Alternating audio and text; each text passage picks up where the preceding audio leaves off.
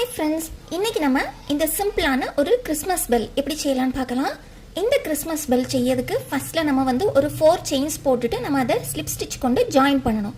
அப்புறமா ரோ 1ல நம்ம வந்து ஃபர்ஸ்ட்ல 2 செயின்ஸ் போட்டுட்டு அப்புறமா 10 ஹாஃப் டபுள் குரோஷேஸ் போடணும்.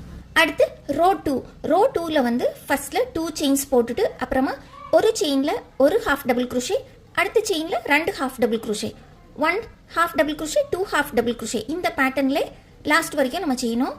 ரோ 3ல வந்து எல்லா செயின்ஸ்லையும் நம்ம ஒவ்வொரு ஹாஃப் டபுள் குரோஷே போடணும். இதே மாதிரி ரோ 3, 4, 5, 6 3 to 6 வரைக்கும் நம்ம வந்து ஒவ்வொரு செயின்லையும் ஒவ்வொரு ஹாஃப் டபுள் குரோஷே போடணும்.